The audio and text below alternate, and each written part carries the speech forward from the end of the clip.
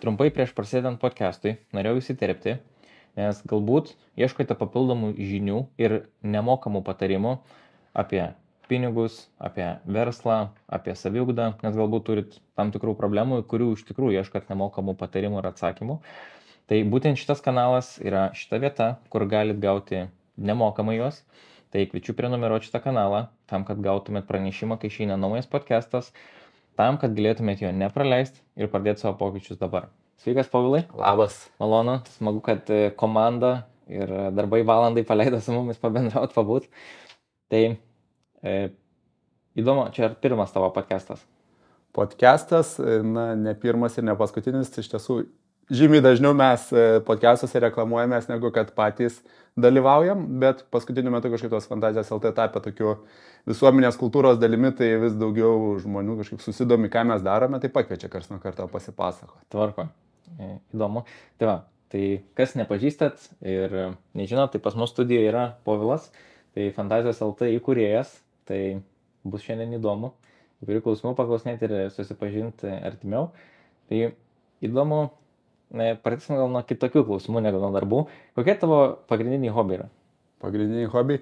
Aš jei pasakysiu pagrindinius hobius, tai gali būti, kad nuvilsiu tave šiek tiek, nes dabar aš kažkada irgi pagalvojau, kas man labiausiai dabar gyvenime patinka, tai du dalykai. Pamiegoti gerai ir vaikščioti daug. Tai tokie hobiai, kur atrodytų visiškai nuobodus ir senų žmonių užsiėmimai, bet tuo pačiu tai yra hobiai, kurie, sakyčiau, yra per daug nuvertinami daugelio, nes ir tiek miegojimas, tiek vaikščiojimas yra labai sveiki dalykai ir jie padeda tiek galvai, tiek fiziniai sveikatai visai. Tai kažkaip paskutiniu metu esu taip susidėlios, kad man čia mano pagrindiniai hobiai yra, bet žinoma, turiu ir tų hobių, kurie gal, sakykime taip, labiau į tą hobių kategoriją eina. Tai savo laiku kovinių sportų nemažai domėjausi, savo laiku viešuoju kalbėjimu nemažai domėjausi, tai va yra ir iš tos pusės tokių, kur gal labiau į podcast'o tavo temą tinkančių.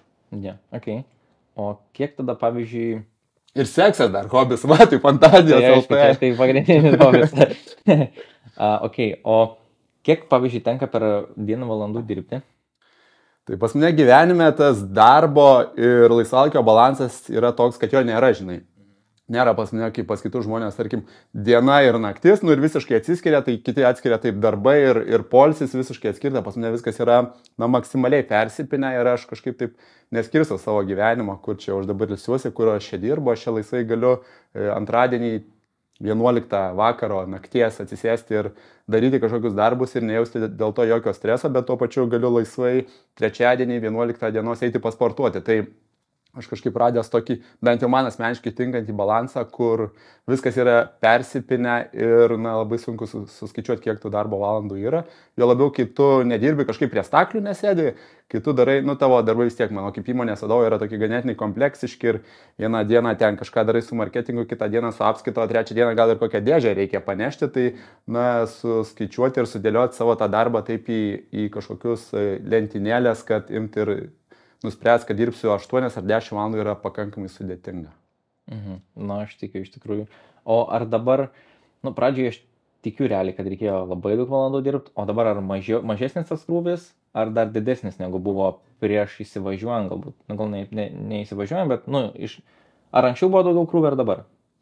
Tai sakyčiau, gal krūvis labai panašus, kuo dabar skiriasi, mūsų verslo yra 15 metų, tai kuo dabar skiriasi nuo mūsų verslo ištakų, kad tuo metu tiesiog neturėjai pasirinkimo, tuo metu tiesiog turėjai daug dirbti, nes žinojai, kad jeigu tu nedarysi ten tų visų darbų, tai tavo verslas ims ir nuskęs kažkur ir tiesiog nieko nepadarysi. O dabar sakyčiau, kad pasirinkimą turiu ir jeigu norėčiau, tai galėčiau tikrai stipriai apriboti savo tą įsitraukimą į įmonės veiklą, bet kai patinka tai, ką darai, tai kažkaip tada neskaičiuoju ir tų valandų ir negalvoju, kad tu čia persidirbi, tai tiesiog darau tai su džiaugsmu ir šypsena. Seksas yra aistra, tai jau ir tenka skirti daug laiko visam įsitraukimui. Okay. O kuo, pavyzdžiui, šiuo metu daugiausiai domėsi? Apskritai, galbūt, ar čia, imkim versle, galbūt, kam atiduodi daugiau žinių ar panašiai. Šiaip versle, ką man labiausiai patinka daryti, tai turbūt kas ir matosi visoje Fantazijos LT veikloje, tai daryti dalykus, kurie susijęs su marketingu. Mane tai tikrai veža ir tai yra labai labai svarbi mūsų verslo dalis, nes tarkim, jeigu mes pardavinėtume kokį nors sviestą, tai žmonės tiesiog žino, kad reikia sviesto, tai 90% lietuvių nueina į parduotuvę ir jie perka sviestą, nes jie žino, kad jiems reikia sviesto. O kalbant apie mūsų nišinius produktus, tai yra taip, kad daugelis nežino, kad mūsų produktų jiems reikia ir dėl to mes turime juos pirmiausia įtikinti, kad jie atliktų tą pirkimą, kad pirmą kartą išdrįstų pas mus internete arba fizinėse parduotuvėse apsipirkti. Tai dėl to tas marketingas, tas viešumas yra labai svarbu, kad tu galėtum skleisti žinią apie savo verslą ir tuo marketingu užsiimti man labai patinka ir matau tame labai didelę pridėtinę vertę mūsų verslui. Tai tuo jau daug metų užsiimu ir čia visiškai yra lengva, bet jeigu konkrečiai kalbant apie šitą laikotarpį, tai finansais esu daugiau susidomėjęs, nes kažkaip pastebėjau, kad kai jau nueini per daug į tą visą marketingo pusę, produktų pusę, tai tie tokie gal šiek tiek nuobodesni dalykai, bet dalykai, kurie vis tiek yra labai svarbus įmonės visam sveikam gyvenimui, kartais būna apleisti. Tai paskutiniu metu visai esu prisėdęs prie visokių Excelio lentelių ir žiūriu, kaip ten susivedinėja tie skaičiukai ir irgi matau tame nertų dirvonų. Ok, supratau, įdomu. Tavo manimu, Povilai, ar įkurti verslą labiau svarbu yra studijos ar saviugda? Ar studijos, ar saviugda? Turiu omenyje, reikia baigti kažkokius mokslus, kad daryti verslą, ar reikia į save kaip asmenybę investuoti tų tokių, pavadinkime, minkštųjų galių, kad... Jo, ten pavyzdžiui, galbūt mentoriai, knygos, galbūt kursai kažkokie ir panašiai. Kas tavo manimu svarbiau, pavyzdžiui? Mano manimu svarbiausia, tai gyvenime yra daryti. Okay. Svarbiausia yra gyvenime daryti ir tada jau jeigu iš šitų dviejų tavo pasirinkimų, tai tiek tada eičiau labiau link tų visų mentorių ir kažkokio tokio savęs tobulinimo per tai, ko tau reikia, nes kuo tu daugiau lendi į tą teorijų dalį, tai tu susipažįsti su teorija, bet tikrai nebūtinai vienas dalykas, kad tai veiks tau gyvenime ir antras dalykas, tikrai nebūtinai, kad būtent tai yra tas kelias, kaip tu pasieksi tą sėkmę ir tada, kai tu per daug įneri visas tas teorijas, į visokius tos mokslus, mokslai yra gerai žinoma, bet kai tu visą galvoji, kad aš čia dabar 7 metus mokinsiuosi, o po to padarysiu nuostabų verslą, tai mano patarimas būtų, tu visus tuos pačius metus 7 ir mokinkis ir daryk verslą tuo pačiu metu, klysk ir iš savo klaidų geriausiai mokinkis, nes viena yra perskaityti knygos ar pažiūrėti podcastus, ten super patarimus, kaip turėtum elgtis, bet kai tu esi įmetamas į tą, tarkim, verslo kūdrą kažkokią ar verslo tą vandenyną, tai labai dažnai tavo reakcija, tavo elgesys yra visiškai priešingas, negu kad tave ten mokino mentorius ar kaip buvo parašyta knygose. Todėl labai svarbu yra derinti tą praktiką su teorija, o negalvoti, kad aš čia dabar labai ilgai ruošiuosi, o po to jau imsiu ir išausiu ir būsiu nuostabus verslininkas. Aš irgi taip manau iš tikrųjų, nes kai pradedi praktiškai daryti, o jeigu dar ir mokiniesi, tarkim, tos 7 metus, tai kiek viskas rinkoje ir keičiasi, kiek, realiai, aš manau, kiekvieną dieną viskas juda pirmyn ir... Taip, tai dabar ypač šiuo metu, tai gyvenimas juda taip sparčiai, nežinau, ten mūsų tėvai, mūsų seneliai, jie žinojo, kad įsijungsiu 8:30 televizorių ir ten rodys vieną televizijos kanalą ir ten per jį galėsiu pažiūrėti panoramą ir po 10 metų įsijungsiu ir viskas bus taip pat ir niekas nesikeis. O mūsų laikais tai gal po 10 metų tu neturėsi net to televizoriaus namuose, gal ten, nežinau, tau ant sienos bus kažkokia holograma, kuri iššoks, tai kažkaip reikia visą laiką jausti tą pulsą, būti su tomis naujovėmis ir geriau būti tuo darytoju negu kažkokiu skaitytoju, negu žmogumi, kuris tik tai semia informaciją, bet kažkaip nebando panaudoti savo energijos kažkokiai kūrybai. Jo labiau kalbant ir apie tos visus mokytojus, lektorius, tuos visus protingus žmonės, kurie daugelis jų yra kažką pasiekę, kad jau mokina kitus, tai jeigu tu suvestum bet kokios ryties, nežinau, paimkim, matau, turbūt sportų domiesi, suvestum 2 žmonės, kurie labai stipriai užsiima treniravimu, ten domisi kokiais nors papildais raumenų auginimais, labai gali būti, kad jie turės 2 daug pasiekę žmonės visiškai skirtingus požiūrius, kur su vienu pašnekės ir su kitu ir sakysi, bet jie čia kažkaip priešingai šneka, bet jie abudu yra sėkmingi šitoje srityje. Ir kodėl taip yra? Nes nėra vieno kelio į sėkmę, yra daug kelių į sėkmę ir kad rasti savo tą kelią, tai reikia juo ir žingsniuoti. O tu pats, Paulai, turi mentorių kažkokį, ar tau galbūt jauti, kad tai nėra būtina? Aha. Aš turbūt šitoje vietoje būsiu blogas pavyzdys, nes aš apskritai tokį turiu požiūrį gyvenime, kad semtis idėjų, išminties iš kitų žmonių yra gerai, bet turėti kažkokių per didelių autoritetų, kuriais tu būtum ten įtikėjęs, kuriuos tu dievintum, tai, na, bent jau man asmeniškai nėra tas pasirinkimo kelias. Žinai, yra toks pasakymas, never meet your hero. Tai labai dažnai būna, kad žmonės kažkaip ten kitus per daug išaukština ir galvoja, kad va čia šitas žmogus labai, va čia kaip man sako, taip aš darysiu, taip tai bus, bet paaiškėja gyvenime, kad tai, kas veikia jam, nebūtinai veiks tau. Ir apskritai šiaip toje visoje mentorių, toje visokių verslo mokymų sferoje yra pakankamai nemažai žmonių, kurie mokina ne dėl to, kad jie daug žino, ar ne dėl to, kad jie ten yra daug pasiekę, o pirmiausia dėl to, kad jie nori būti tais mentoriais. Tai čia irgi toks yra labai slidus dalykas, kur reikia atsirinkti žmogų, kuriuo tu pasitikėsi ir kuris ves tave į tą sėkmę. Tai, kaip ir sakau, yra daug kelių. Aš kažkaip nuėjęs tuo keliu, kur mentoriaus neturėjau. Jeigu būčiau turėjęs, galbūt Fantazijos LT būtų ne Fantazijos LT, o ten fantazijos.eu, kur per visą Europą. Tai niekad negali žinoti, kaip čia galėjo tai pakrypti, bet mentoriaus neturiu, galbūt dar susirasiu po šito podcast'o. Galbūt ateitie, gal natūraliai ateis. Taip. Šiaip aš dar norėjau nušokti šiek tiek nuo temos ir pasakyti irgi komplimentą dėl marketingo, nes aš dažnai taip kartais irgi važiuoju Vilnius Kaunas ir pamatau tų stendų autostradų ir aš kažkaip kartais skaitau ir atrodo, bet aš nesuprantu, ką jie nori pasakyti ir perteikti. Ir aš galvoju, jeigu aš nesuprantu, tikrai ir kiti kažko nesupranta. Tai o jūsų, tai aš bet ką perskaitau, viskas aišku, suprantama, perteikiama ir aš galvoju, wow, okei, čia super. Tai įdomu, jeigu aišku, čia nėra paslaptis, kiek jums, pavyzdžiui, laiko užtrunka paruošti tą galutinį, marketingo kaip žinutę, ar ten postą, ar galbūt ten trolejbusų uždėti, kad jau išeitų į viešumą. Dėkui, Elvinai, už gerą žodį. Iš tiesų labai gera tavo pastaba yra, į kurią daug kas netkreipia dėmesio, galvodami apie marketingą. Gera pastaba apie paprastumą. Tai tikrai vienas iš mūsų kertinių dalykų, apie ką mes visada kreipiame dėmesį, kai kūrėme kažkokias reklaminės marketingo žinutės, tai kad tai būtų kuo paprasčiau, jokių sudėtingų žodžių, kuo mažiau žodžių, kad tikrai tu pagalvoji visą laiką iš to žmogaus, kuris matys tai ir kuris skirs tavo reklamai ne pusvalandį, ne valandą, o skirs ten milisekundės dalis, kad ją pamatyti ir labai dažnai verslai tiesiog jie per gerai galvoja apie save, apie savo reklamas ir galvoja, jo, čia žmogus važiuos autostradą, jis vos nesustos prie mano stendo, pasiskaitys ten, kas mažom raidėm parašyta, dar gal ir ten kažkoks direktoriaus telefonas parašytas, buhalterės gimtadienio data, kaip būna tuose stenduose daug prirašo, tai mes Fantazijos LT visada galvojam, kad žmogus tikrai į mūsų reklamas mes įsiterpėm jo gyvenimą ir kad užkabinti reikia būti labai trumpam, labai lakoniškam ir labai paprastam. Tai mes į tai orientuojamės, o grįžtant prie to klausimo, kiek užtrunka, labai priklauso.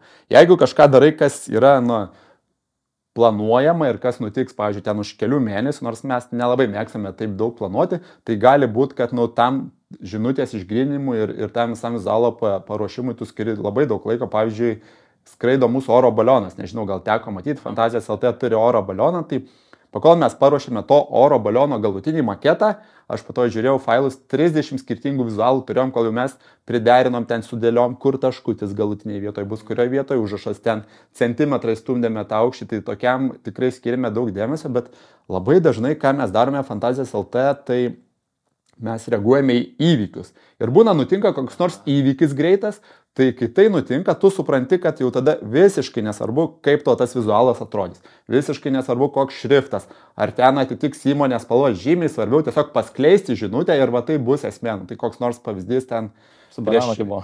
Su bananu kibo, arba prieš metus laiko Eligijų Masiulį pasodino į kalėjimą netikėtai visiems. Fantazijos LT tą pačią dieną šovė akciją, kad su kodu Eligijus visiems antrankiams 30% nuolaida. Ir ten mes tą maketą paruošėm per 15 sekundžių, visiškai paprastai sudėliojo su Arial Bold šriftu, tik tais, kad kuo greičiau paleisti. Tai čia irgi reikia atsirinkti, kiek ten užsižais su tais dizaino dalykais, o kur yra svarbiau pati žinutė, idėja ir reagavimo greitis. O būna kažkokių priekaištų, kad kai išleidžiama žinutė, kad ką jūs čia su manim, mano įvykiai darot? Būna tokio ar ne? Būna visko iš tiesų, tai būna kartais nutinka ir dalykų, kad jeigu į kažką tiesiogiai mes būname nutaikę savo tą marketinginį veiksmą, tai ir iš to žmogaus kažkas ateina, bet mes dėl to per daug nepergyvename, kažkaip va tokį irgi turim strategiją, kad jeigu užkabiname kažkokį žmogų ar kažkokią įmonę savo tais marketinginiais sprendimais, tai visada orientuojamės ne į kažkokią silpnąją visuomenės grandį, bet orientuojamės į tuos, kurie yra stipresni už mus. Na, nežinau, kokią nors Maximą užkabinam reklamui, tai akivaizdu, kad kur yra Maxima, kur Fantazijos LT, tai čia nesulyginami verslai ir kaip ir jie visus turi svertus, ten, nežinau, teisininkus ant mūsų užsiundyti, bet tuo pačiu, kai tu kabini tik tuos stipresnius, tai tu žinai, kad, na, tu morališkai jokių vertybių nepažeidži ir, nu, tu daugiau mažiau esi teisus, nes tu nesi toj kažkokioj galios pozicijoje. Bet būna visko tikrai, karts nuo karto ir teisininkų kokių nors pretenzijų susilaukėme, kartais žinome, kad jų bus ir natūraliai tai darome, kartais jos ištinka netikėtai, bet mes turime tokį gerą požiūrį, man patinka toks posakis, kad neprašyk, o geriau padaryk ir jeigu reikės, atsiprašyk. Tai mes tai dažniausiai ir darome, nes jeigu tu užsimsi prašinėti, ar čia galite duoti leidimą, ar čia kažkokią inspekciją patvirtins, ar čia tinka kažkam, tai beveik visada, kai tu tik darysi kažką nors kiek nestandartinio, nors kiek kitokio negu kad įprasta visuomenės normoms, tai tu girdėsi visą laiką ne. Tai geriau nieko neklaust, padaryt, ir po to jau žiūrėt, kas gausis. Tai va mes tokiu požiūriu gyvename. Labai įdomu. Jo, ir dar pasakysiu, kad apskritai mes Fantazijos LT, kad ir ką mes padarytume, kas išeina į viešumą, vis tiek žinome, beveik 100%, kad atsiras žmonių, kuriems tai nepatiks. Atsiras žmonių, kurie bus tuo nepatenkinti. Mūsų, žinai, tuo pasirodymu. Mes ten, nežinau, galėtume bažnyčią pastatyti ir vis tiek bus žmonių, kurie sakys, Fantazijos LT negalėjo statyti bažnyčios, nes jie čia pažeidė kažkokias visuomenės normas. Tai mes į tai tikrai nekreipiame dėmesio per daug ir aš visada galvoju, kad tai yra tų žmonių problema, o ne mano problema, kad jie kažkaip įsižeidė ir priėmė mus negatyviai. Na, aš manau, irgi tikrai tam pritarčiau. Svarbiausia yra daryti. Jo, svarbiausia daryti ir jeigu reikės, atsiprašyti. Jo, jeigu reikės, atsiprašyti. Atsiprašome labai retai, bet kartais tikrai nutinka, kad ypač kai darai tos kažkokius staigius, tokius, žinai, sprendimus, kartais ir prašauni, tai pripažįsti klaidą ir judame toliau. Nu, visko būna versle. Normalu. O dabar jau čia pagrindinis čia bus klausimas. Tai kaip kilo mintis tokį, nestandartinį verslą daryti? Tai mūsų verslas iš tiesų ir atsirado iš tos suprastos visuomenės baimės erotinėms prekiams, nes pirma idėja, nuo ko viskas užgimė, tai buvo, kad reikia daryti elektroninę parduotuvę ir jau tada sekė kitas galvojimo etapas, kokią parduotuvę daryti.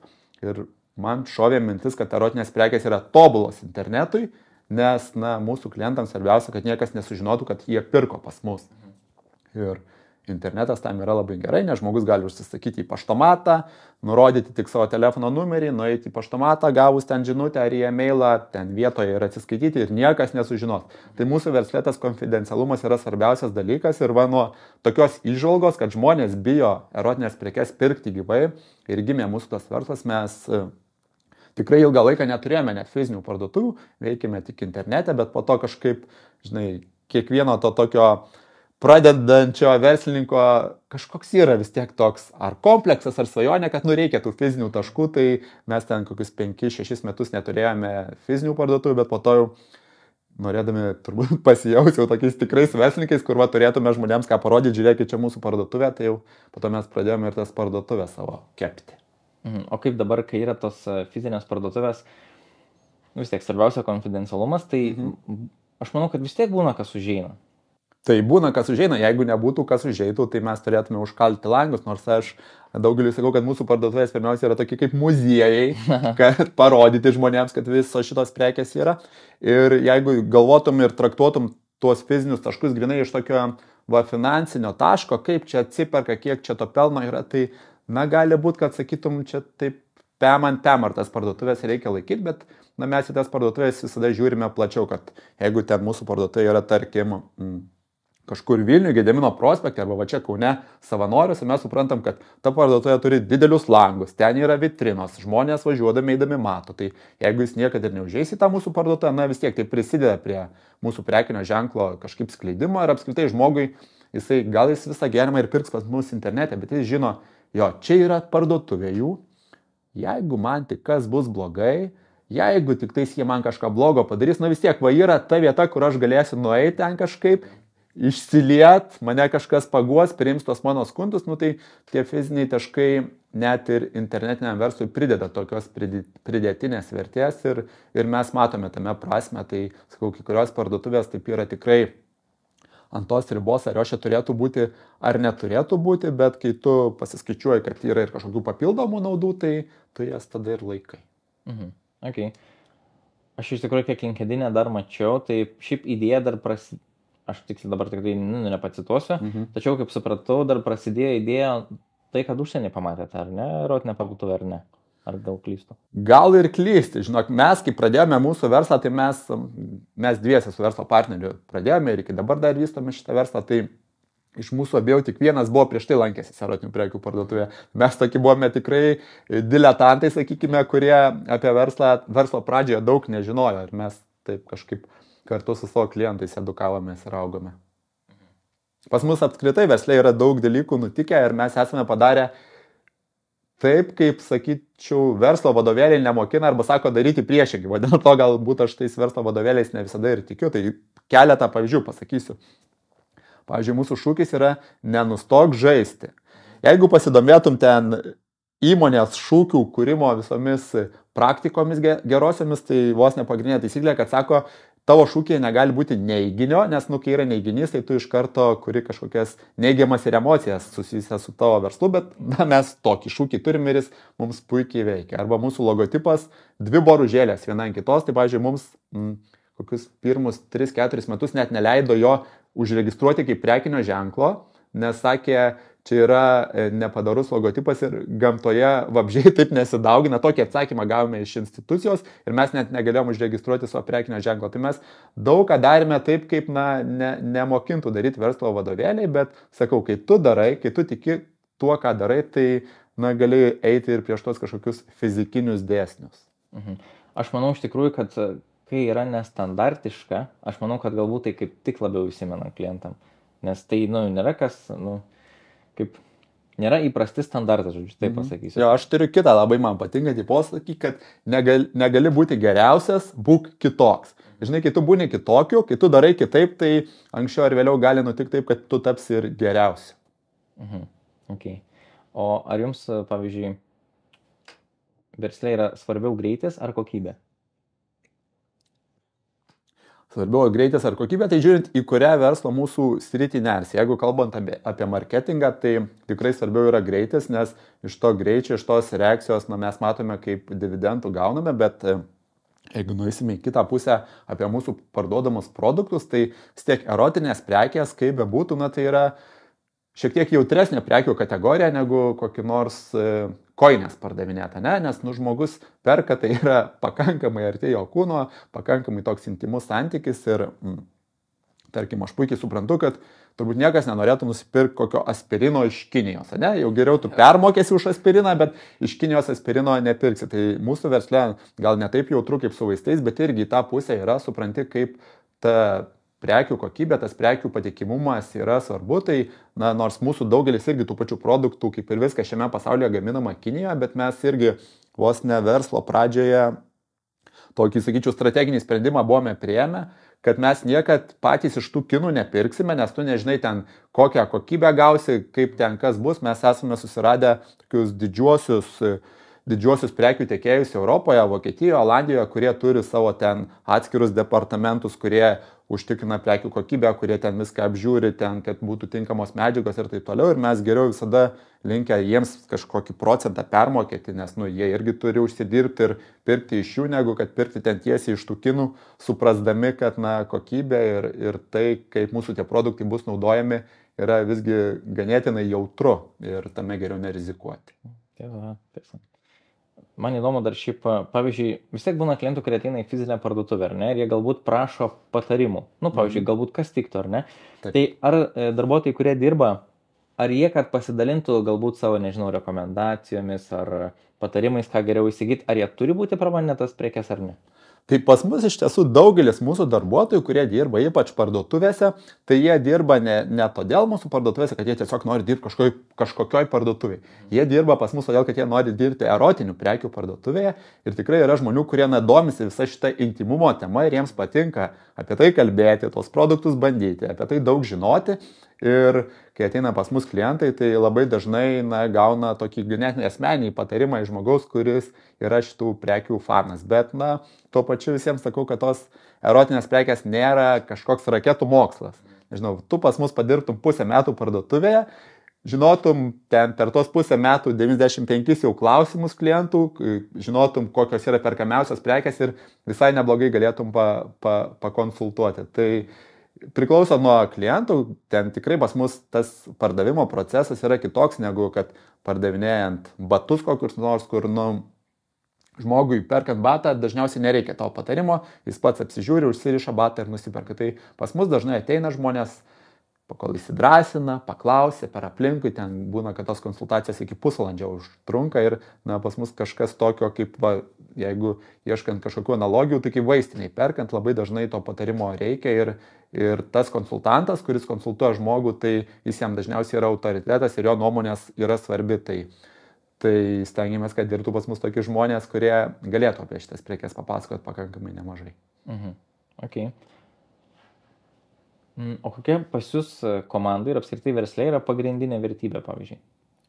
Pagrindinė vertybė, tai sakyčiau, laisvė, žodis laisvė. Tiek kalbant apie mūsų prekes, kad mes tas prekes parduodame su mintimi, kad kiekvienas žmogus yra laisvas pasirinkti, ką jis veikia, uždarė savo miegamojo duris ir niekas jam neturi aiškinti, su kuo jis miega, kuo jis užsiima. Tai mūsų produktai šitą tikrai signalizuoja ir mes visą laiką stengiamės tiek žmonėms duoti kuo platesnį tų prekių pasirinkimą, kad jie turėtų laisvę, tiek ir viešumoje visaip kaip pastovėti už tos savo klientus, už tą drąsų žodžio seksą sakymą, už kažkokias mažumas, kad mes visi turime būti laisvi ir kažkaip tą žodį laisvę mes stengiamės į viešumą skleisti ir tuo pačiu skleisti ne per kažkokią kančią, ne per kažkokią baimę, bet tokiu per linksmumą, per tokį easy going požiūrį. Okay. Šiaip labai įdomu iš tikrųjų, nes buvo įdomu, koks atsakymas bus. O kas tau, Povilai, pačiam yra verslas, pavyzdžiui? Man verslas tai, kaip jau minėjau pradžioje, gyvenimo būdas yra šiuo metu. Tai yra gyvenimo būdas, neatskiriama gyvenimo dalis ir, sakyčiau, irgi tai yra tuo pačiu ta laisvė. Tai laisvė pirmiausia pasirinkti, ką darai, kada darai, su kuo darai. Aš pats esu savo likimo kalvis, manęs niekas nėra sudėliojęs, kad aš turiu 8 ateiti ir 17 valandą išeiti namo, nuo pirmadienio iki penktadienio. Žinoma, su kiekviena laisvė atsiranda ir įsipareigojimai tam tikri, bet, būti verslininku šiaip patinka. Ok, super, smagu. Toliau mes dar palėtėm apie partnerį tavo, ar ne? Jūs kartu su partneriu turit būtent šitą įmonę? Verslo partnerį. Verslo partnerį, taip. Tai įdomu, šiaip bent jau aš kiek asmeniškai esu girdėjęs, tai įdomu bus labai tavo nuomonė, kad niekada ten nedaryk verslo su kokiais verslo partneriais, su draugais, nes gali apgauti, išduoti, daug laiko sugaišti. Tai įdomu, kokia tavo nuomonė yra. Ar galbūt turi kažkokius kriterijus, pagal kurios tu eini, kad pasižiūrėti, ar tau tiktų daryti su to verslo partneriu patį verslą. Tai iš tiesų aš pasakysiu, kad sako, su draugais nedaryk verslo, kaip tu sakai, gali apgauti, bet nepažįstami žmonės turbūt dar didesnė tikimybė, kad apgaus negu kad draugai. Tai jeigu tu išsirinkai daryti verslą su žmogum, kurį jau tu prieš tai daug metų žinoji ir daugiau mažiau žinai jo vertybės, daugiau mažiau žinai jo kompetencijas, požiūrį į kažką, tai tuomet tu gali kažkaip vis tiek turėti tokį aiškesnį paveikslą, kaip jums abiems seksis, kai bus tos kažkokios kritinės situacijos, kaip seksis, kai reikės daug dirbti. Tai čia, žinai, kaip ir vedybose. Jeigu žinotume, kaip tikrai bus, tai nebūtų tų 50% skirybų. Tai visokių atvejų yra ir turbūt ir to vieno patarimo nėra, kaip atsirinkti. Man pasisekė ir apskritai, jeigu reikėtų iš šitos srities duoti vieną patarimą, tai bent jau mano požiūriu, tai turėti verslo partnerį yra žymiai geriau negu būti gobšiam ir sakyti, aš čia visus kampus apšokinėsiu, darysiu vienas ir tie dideli turtai, kuriuos uždirbsiu iš vieno ir geriausiai dalinsis. Bet kai tu esi dviese, tai yra tas žmogus, kuriam verslas, jos sėkmė ir nesėkmė rūpi tiek pat, kiek tau ir tikrai, kadangi verslo kelyje yra daugybė išbandymų, tai žymiai smagiau tuos visus išbandymus yra dalinti iš 2 negu dalinti iš 1. Tai kaip atsirinkti, tai žinoma, yra rizika, kad nepavyks, bet daryti verslą su kažkuo visada yra smagiau ir kartais, netgi ne kartais, pakankamai dažnai ir produktyviau. Kaip reagavo aplinkiniai, pavyzdžiui, kai pradėjai tokio tipo verslą su erotiniam prekiam? Ar jie palaikė, ar jie kaip tik negatyviai žiūrėjo, kad Povilai, ką tu čia darai dabar? Tai tikrai, kadangi mes galim nukeliauti tam dabar į 2009 metus, įsivaizduoju, kaip tai buvo senai ir jeigu dabar dar tos erotinės prekės, kuriems žmonėms tokį šiurpuliuką kelia, tai tuo metu jiems ne šiurpuliuką kelia, o pasakius, kad aš čia pardavinėju erotinės prekes, tai jiems va taip rankos pradėdavo judėti ir galvodavo, kaip išeiti iš šio nesmagaus pokalbio su tavimi. Tai buvo pradžioje, ypač tiems vyresniems žmonėms, tokių iššūkių ir, pavyzdžiui, savo tėvams. Gal kokį pusmetį net nesakiau, kad čia šitą verslą vystu, nes pradžioje, kai mes pradėjome tą verslą vystyti, tai dar turėjome ir kitus darbus, ir nežinojome, kaip čia viskas susidėlios, ar čia bus sėkmė, ar čia reikės užkalti langus ir niekas su tomis erotinėmis prekėmis nepasiseks. Tai pradžioje net ir mano tėvams nebuvo toks kažkoks nustebimas ir, žinai, kai gyveni Alytuje, vis tiek net didmiestai, ten yra viskas kitaip, tai buvo toks jiems kažkoks nustebimas. Dabar tai tikrai labai džiaugiasi, didžiuojasi, mato čia sūnus su savo verslu ir ten yra, tai viskas labai fainai. Ta patį Alytų dabar jau ir savo sandėlį perkeliame, tai net ir darbo vietų nemažai sukūrėme. O pradžioje buvo ir kažkaip pradžioje aš ir pats tai priimdavau kažkaip labiau asmeniškai, va čia kažkaip, kodėl čia tie žmonės taip keistai mane žiūri, bet po to, žinai, kai ilgiau tame pasisukė, kai pats pradedi nekreipti dėmesio į kitų žmonių nuomonę ir pats pradedi visą laiką apie tą savo verslą transliuoti tikrai labai gerą tokią emociją,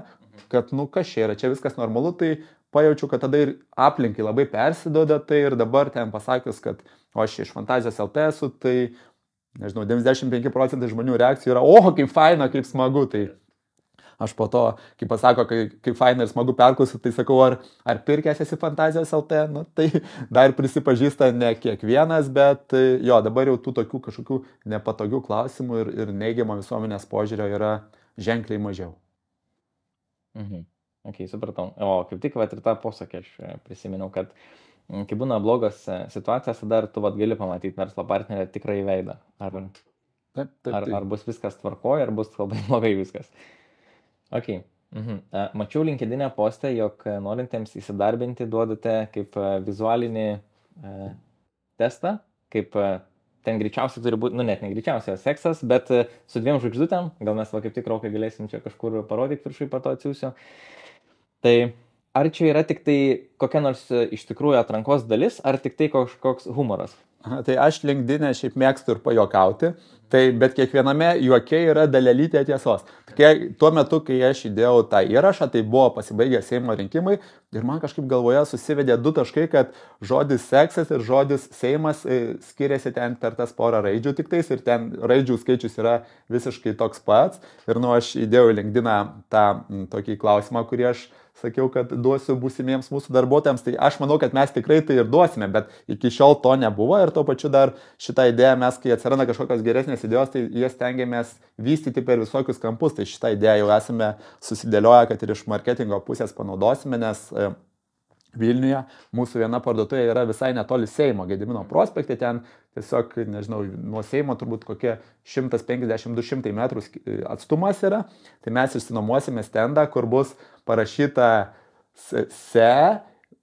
as ir vidury 2 žvaigždutės ar klaustukai kokį nors, kur neaišku, ir viena bus nuoroda su KS seksas į Fantazijos LT parduotuvę, o kur į Seimą žodis į Seimą bus. Tai išnaudosime tai ir per marketingo pusę, o darbuotojams manau, kad irgi šitą testą reikės duoti.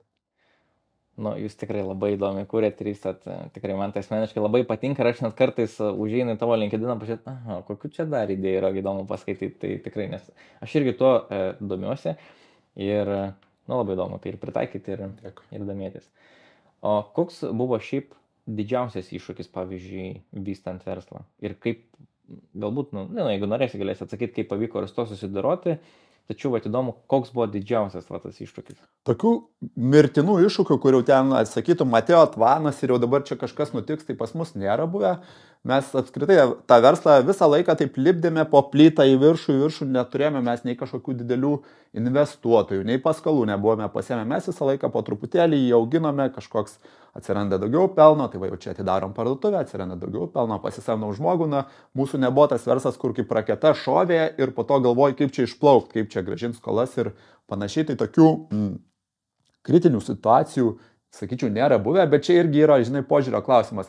Vieniems kritinė situacija būna, nežinau, ten kokia nors fizinę parduotuvę atidarai, ten visiškai neseina ir tu ją ten turi uždaryti, ten nuostoliai, ten dėrėtis, kad tave koks prekybos centras išleistų ir panašiai, tai kiti ten dėl to sėdėtų ir mėnesį vertų, aš kažkaip visada galvoju, kad reikia pozityviai galvoti apie tai, ką gali dabar padaryti, o ne kas buvo prieš tai, tai kažkaip tų visų nesėkmių neįmų per daug į širdį, ir nutiko kažkas blogai, gerai, viskas jau tai nutiko blogai, tada jau mes tą pamirštame ir judame į priekį, tai kažkaip tada ir tie visi tokie blogesni dalykai išsitrina iš atminties, bet aišku, čia mes per tą savo verslo visą istoriją išgyvenome, tai buvo ir pandemija, ta pati, kurių, žinai, turi ten nemažai darbuotojų, uždaro visas parduotuvės, viską, buvo tokių, kas čia dabar bus, žinai, o atlyginimus tai reikės mokėti, ar ten prasidėjo karas Ukrainoje, jau ta įtempta fazė, tai pas mus ten tą mėnesį pardavimai va taip žemyn per pusę nukrito, nes, jo žmonėms tiesiog buvo visiškai netai galvoju, jie ten galvojo, kaip reikia karinių davinių nusipirkti, ar kažkurį į Ispaniją pabėgti, o ne vibratorių nusipirkti. Tai tų tokių išbandymų tikrai visą laiką būna, bet žymiai svarbiau turbūt, kaip tu į juos reaguoji, o ne kokie tie išbandymai yra. Tai nuo to pačio reakcijos tikrai labai daug priklauso ir kokios po to viso to bus pasiekmes ir kaip tu iš to išplauksi laimingai. Kaip pradėjote jūs įsivažiuoti su verslu, ar jūs darėt ar tiesioginius pardavimus, ar galbūt, čia gal juokingai nuskambėt, bet gal ar į parodas kažkokias jėt, kad plėstą savo žinią? Ne, tai tiesioginių pardavimų, erotinių prekių tiesioginių pardavimų nedarėme, kaip minėjau, mūsų klientams tikrai yra svarbu, kad to fizinio kontakto daugelį iš jų svarbu, kad būtų kuo mažiau, jiems nepatinka nei gauti iš mūsų SMS, nei kad mes skambintume žmonėms, jie nori visiškai slaptai nusipirkti ir kad niekas nesužinotų, visiškai slaptai, tyliai, tai tokių tiesioginių mes nedarėme ir apskritai, dėl to mums savo versle daryti kažkokius tokius aktyvius marketingo sprendimus, tai tu visą laiką dar praleidi per tą filtrą, ar tai žmogaus neišgąsdins. Nes viena, kai tu pardavinėjai kokius nors arbūzus, ir siūlai arbūzus ir visiems yra labai faina, o arbūzai, aš pirksiu arbūzus ir, jei nepirksiu, nenoriu arbūzų, pasakysiu, kad nepirksiu. Jeigu tu žmogui taip labai jau aktyviai kiši, sakysi, pirk vibratorių, tai kas trečias gali labai asmeniškai priimti, įsižeisti, tai šitoje vietoje mes tokiu trapiu ledu vaikštame, bet jau mes nuo pat verslo savo pradžios ieškojame tų kažkokių tokių kitokių nestandartinių būdų, kaip atskleisti apie save žinią, kaip duoti visuomeniai žinoti apie mūsų prekes ir nepasikliaudom vien tik tais tokiais visiškai standartiniais reklamos kanalais, visą laiką ieškodavom, kaip čia dar kitaip pasireklamuoti, kaip čia būti pastebėtam, kad išsiskirti iš aplinkos. Atsimenu, kokiais antrais savo verslo metais buvome prisidarę 100 gal 1000 tokių loterijos bilietų, kurie tokie kaip senoviniai loterijos bilietai, kur nuplėždavai ir tu atrodydavo, kad tu laimėjai kažką ir juos išdalinome ten visose Vilniaus, Kauno paštadėžėse išmėtėme, tai po to dar ir ten jie būdavo kažkiek laimingi, ten ar kažkokią nuolaidą žmogus laimėdavo, ar būdavo parašyta, kad dovana ir žmogus tada turėdavo ateiti pas mus į fizinę parduotuvę tos dienos atsimti, tai kai buvome šitus loterijos bilietus paleidę, tai dar po 10 metų buvo žmonių, kurie pas mus ėjo su tais loterijos bilietais ir atnešę, sakydavo, aš dar turiu jį tokį susiradęs, tai mes tokių būdų, kurie ne visiškai standartiniai nuo verslo savo pradžios ieškojame, nes, kai tau yra užkalta daug tų durų ir langų, tu visą laiką bandai ieškoti, kaip ten pro kaminą iššokti ir surasti tą kelią į klientų širdį. Ok, supratau. Mačiau, jog turit parduotuvę Latvijoje. Dabar dar turit, ar ne? Turim. Tai atidarėme ne taip senai vasarą šią. Tai... Ir mačiau, kad pavadinimas yra Yes. Tai, aš spėju vienareikšmiškai dėl to, kad ir lengviau klientams įsiminti, bet ar buvo dar kokių kriterijų, kodėl jūs nusprendėt būtent tokį pavadinimą dėti? Tai mes iš tiesų Latvijoje prieš tai turėjom kitą pavadinimą, kuris buvo Supersex LV. Po to pagalvojame, kad jis yra šiek tiek gal per grubus, nes tas žodis seks pavadinime iš karto užkrauna tokios kažkokios šiek tiek energijos, kuri nebūtinai visiems yra teigiama, tai pagalvojom geriau paimti pavadinimą, kuris turėtų, tokią dvigubą prasme, kas norės tuose jas įžvelgs ir kažką susijusio su intimiu gyvenimu, o kas nenorės, tai tiesiog matys 2 teigiamus žodžius. Tai mes tada pakeitėme tą pavadinimą ir Latvijoje taip, turime parduotuvę, su Latvija beje, puikus man buvo pasitikrinimas, kad lyginant Lietuvą su Latvija, Lietuva jau yra ganėtinai toje laisvumo temoje paėjusi į viršų. Čia, kaip minėjau pradžioje, kad mūsų logotipo Lietuvoje prieš daug metų neleido registruoti, taip pat toje pačioje Rygoje, šią dar vasarą mes parduotuvės iškaboje taip pat norėjome mūsų boružėlės užsidėti ir Rygos miesto savivaldybė pasakė, neleisime jums tų boružėlių, nes jūs tvirkinsite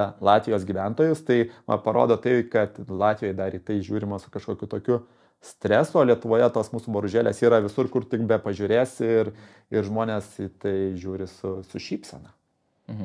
Okay. O kodėl, pavyzdžiui, ne Lenkija, o Latvija?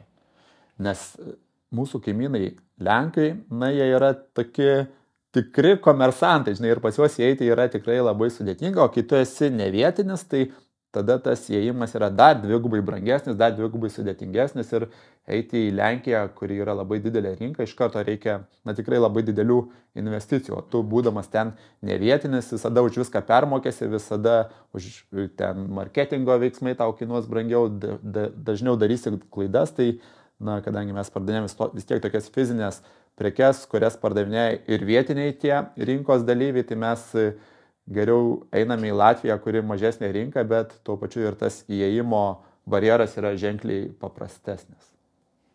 Su laiku gal ir ten būtent bus. Su laiku reikės. Tai ir be to, kas dar yra, tai Lenkijoje yra tokios parduotuvės Biedronkos. Jeigu tekia matyti, tai... irgi boružėlė. Biedronka turi boružėlę savo, o Biedronka tai yra kaip Lietuvoje Maxima, taip Lenkijoje Biedronka ir jie turi boružėlę. Tai jeigu mes eitume į Lenkiją, tai nežinau, kaip mūsų tos 2 boružėlės kovotų prieš jų tą vieną Biedronką. Aš turiu tokį spėjimą, kad dėl to Biedronka neteina į Lietuvą, nes matom mūsų boružėlės čia, tai mes taip esame boružėlėmis pasidalinę teritoriją. O jeigu būtų koks collaborationas, nebūtų dar geriau? Tai mielai, mes šiaip esame maksimaliai už bendradarbiavimą su kitais verslais.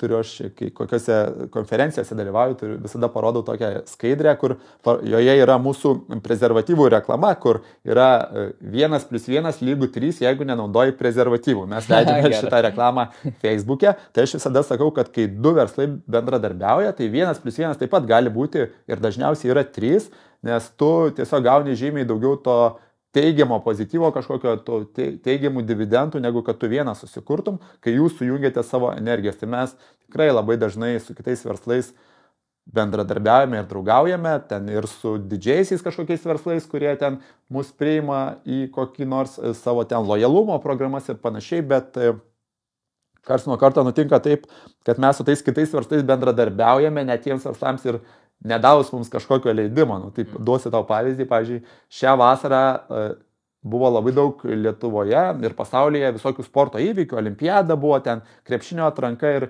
per televiziją kokios reklamos žmonėms labiausiai įkyrėjo, tai lažybininkai. Nes ten jie nesustodami, kadangi jie turi labai daug ribojimų, tai visos jų reklamos yra lažybos, lošimo automatai, ir kartoja visą laiką tą patį. Ir mes padarėme kažkaip iš to įžvalgą, kad taip, čia žmonėms yra didelis trigeris ir galvojame, reikia kažkaip ir mums į tai įsitraukti. Tai mes šią vasarą padarėme reklamą, kuri yra tobula vieno lažybų prekinio ženklo kopija ir mes vietoj lažybos sakėme laižybos ir ten vietoj lošimo aparatai, malonumo aparatai ir leidome šitą reklamą, kuri irgi buvo labai pastebėta. Tai mes karts nuo karto tikrai imame ir taip užpersekėjame kažkokį tą kitą verslą ir sukuriame bendradarbiavimus, būna nutikimų, kitas verslas įsižeidžia ir ten kokiu nors ir teisininkų raštų atsiunčia, o būna, kad apsidžiaugia su tuo. Tai pavyzdžiui, su šitų lažybų reklama, tai tikrai jie mums po to rašė, siuntė net dovanų, sako, labai fainai padarėte. Okay. Kokių draugiškų yra verslai. Gerai, ir ką, ir pabaigai tokie greiti Q&A, kuriuos nusprendžiau užduoti. Ar turi knygą, kurią labiausiai rekomenduotum perskaityti? Žinai, kaip yra, sakė Selas kažkada, aš knygų neskaitau ir ant manęs tai matosi. Tai aš tų knygų irgi per daug neskaitau. Būdavo momentai gyvenime, kai skaitydavau daug, po to būdavo, kai mažiau, šiuo metu tikrai mažai. Jeigu skaitau, tai dažniausiai kažkokias biografijas skaitau, kur žmonių daug pasiekusių, kažką besidalinančių apie savo gyvenimą. O iš tokių gal, jeigu kalbant apie tą savišvietos temą, tai sakyčiau, turbūt yra vienintelė knyga, kurią aš esu perskaitęs arba audio praklausęs kokius 3 kartus. Tai yra labai sena knyga pavadinimu Kaip įgyti draugų ir daryti įtaką žmonėms, jeigu tekia girdėti. Jo, tai šitą knygą aš turbūt esu 3-4 kartus perskaitęs, perklausęs. Ten tikrai tokios yra pamatinės ir nesenstančios tezijas, kurias tikrai galima savo gyvenime ir dabar pritaikyti. Aš irgi iš tikrųjų labai pritačiau, aš ten labai daug ką irgi išmokau. Taip, ir man kažkaip, sakau, keiščiausia, kad ta knyga yra parašyta gal prieš 90 metų ir tu skaitai ir niekas nėra pasenę. Tai tu supranti, kad visos tos technologijos, visi tie išmanieji telefonai, visi tiktokai ten atrodo maksimaliai pakeitė mūsų gyvenimą, bet tie tokie pamatiniai dalykai, kaip buvo prieš 100 metų, taip ir liko. Ir kas veikia tada, tas veikia ir dabar. Aš spėju vis tiek, kad ir būtent tos žinios, kurios yra knygoje, aš spėju, Fantazijos LT irgi daug ką jaučiu taiko. Būtent, tais principais kai kuriais, ar ne? Mes stengiamės, gal ir ne visai sąmoningai, bet mūsų šiaip visas verslo modelis yra paremtas į tai, kad mes savo tas parduodamas prekes stengiamės pateikti kaip labai tokį neįpareigojantį dalyką. Mes tų prekių neišaukštiname niekaip. Mes nesakome, kad čia kažkas yra stebuklingo, kas parduodama už kažkokios užuolaidos ar širmos ir nesakome, kad čia yra kažkas nei labai blogo, nei labai gero. Mes bandome eiti per tą tokį paprastumą. Čia tu nusipirkai kažkokį telefoną, čia tu ir vibratorių nusipirkai. Visi užsiima seksu. Seksas yra natūrali žmogaus gyvenimo dalis. Ir mes bandome tą tokį paprastumą, atsipalaidavimą transliuoti ir savo klientams. Ok, supratau, įdomiai. Gal man tuos Q&A greičiau reikia trumpai atsakyti? Ne, viskas gerai. Tvarkoja, ne? Kuo, manau, yra detaliau, iš tikrųjų aš tai labai vertinu ir kad tiek atsakymai yra ilgi, nes ir man pačiam labai įdomu ir tikrai auditorijai bus įdomu, tai labai gerai, kad atsakai detaliai. Kokį duotum patarimą nuo savęs žmogui, pavyzdžiui, kuris pradeda verslą? Ar turėtum tokį?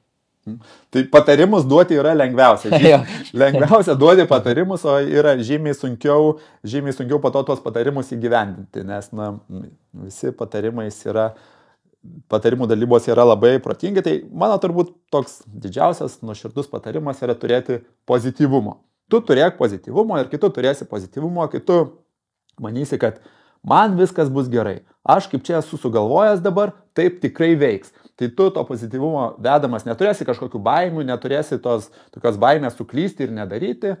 Tu tada darysi, tu klysi, kai suklysi, pagalvosi, jo, čia ne taip padariau, bet jau aš dabar jau esu 20 kitų idėjų sugalvos, kaip toliau daryti. Tai kitu turi to pozityvumo, tai tavęs neįtakoja nei visuomenės kažkokios neigiami nusistatymai, nei tu savo kažkokio per didelio streso užsikeli ir visą laiką galvoji apie ateitį ir iš to pozityvumo tada gimsta ne kažkokie blokai, o gimsta veiksmai. Gimsta veiksmai ir, kaip jau pradžiai sakiau, versle, man atrodo, veiksmas yra svarbiausias dalykas, nes čia reikia ne teoretikų, reikia praktikų, kurie daro ir iš to darimo po to kažkas ima ir užauga. Manau, iš tikrųjų, kai yra to pozityvumo, tai yra ir pastovaus kūro visada judėti pirmin. Taip, tu gauni energijos ir tu nebūni kažkokiam tokiam dugne, kur galvoji, tai čia man nepavyks, tai čia dar 20 priežasčių, kodėl man nepavyks. Tu, ypač kai tu vystai verslą ir už tavęs po to atsiranda ir komanda, tai vis tiek kaip bebūtų, ta komanda žiūri į tą verslo vadovą ir nuo tavo pačio požiūrio, nuo tavo pačio energijos labai priklauso, kokia bus tavo komandos energija. Tai jeigu tu turėsi pozityvumo, tai labai didelė tikimybė, kad ir visas tavo kolektyvas to pozityvumo turės ženkliai daugiau. Visiškai aš pritariu. Kokia yra tavo didžiausia gyvenimo pamoka? Didžiausia gyvenimo pamoka? Arba reikšmingiausia gal? Sakyčiau, mano didžiausia gyvenimo tokia įžvalga, tai reikia gyventi be didelio streso, žinai. Ir aš šiaip netgi dažnai sąmoningai gyvenime, jeigu matau, kad čia kažkoks bus didelis stresas, čia kažką reikės daug išgyventi, galbūt ten kažkokį matos iš to ir ateis dividendai didesni, kur ten tu gausi pinigų pelno, bet jeigu tu supranti, kad tu lysi į tą didelį stresą, tai aš dažniausiai sakau, stop, ne, aš ten einu, aš geriau ten turėsiu mažiau, bet gyvensiu atsipalaidavęs, ten miegosiu normaliai, ten nestresuosiu, ten būsiu toks laisvo požiūrio ir laimingas, tai stresas yra labai blogai ir ten, kai žmonės ten susigalvoja 100 sveikų įpročių, ką daryti ir jie tai daro, ten maitinasi sveikai, jie ten visokius papildus daro, sportuoja, bet tuo pačiu, jeigu jie gyvena dideliam strese, tai visi tie įpročiai, visas tas sveikas gyvenimo būdas matosi, kad neišgelbėja jo sveikatos, neišgelbėja jo fizinės, psichologinės sveikatos, tai kiek įmanoma, mano šiaip visiems palinkėjimas būtų to streso turėti kuo mažiau. Ir mes tikrai sąmoningai galime pasirinkti jo neturėti per daug. Super. Okay, įdomu. Prieš pasibaigiant podcastui, kviečiu prenumeruoti kanalą tam, jog kai išeis kitas podcastas, jūs gautumėt pranešimą į telefoną ir galėtumėt pasižiūrėti sekantį podcastą, kuriame dalinsimės vėl nemokamais patarimais, kas liečia karjerą, discipliną, sėkmę, pinigus, verslus ir visą kitą. Ir tai gausite nemokamai būtent čia. Todėl prenumeruok. Ir paskutinis klausimas būtų, kokie 2025 metų tikslai? Šiaip aš anksčiau tikrai prieš pasibaigiant seniesiems metams paskirdavau vieną kitą dieną tokios visiškos vienatvės, pasimdavau knygelę savo, kalendorių, pasižiūrėdavau, ką praeitais metais nuveikiau, kažkokius išvadas pasidarydavau, susirašydavau ten daug tikslų, ką nuveiksiu kitais metais, ten kiek bus įmonės apyvartų, kiek šalių aplankysiu, kiek bus ten kažkokių, nežinau, viešų išėjimų ir panašiai. Tai šiais metais aš nusprendžiau tokį bandymą padaryti ir padaryti šiek tiek paprasčiau.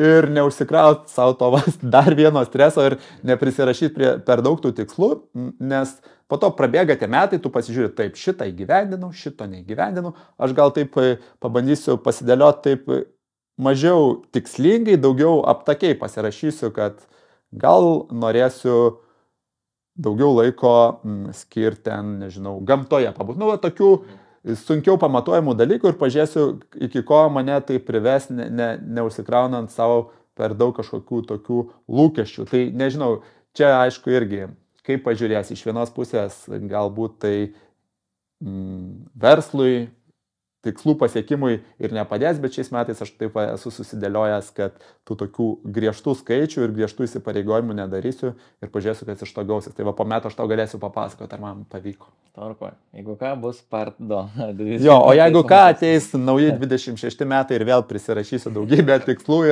ir jų sieksiu. Tvarkoj.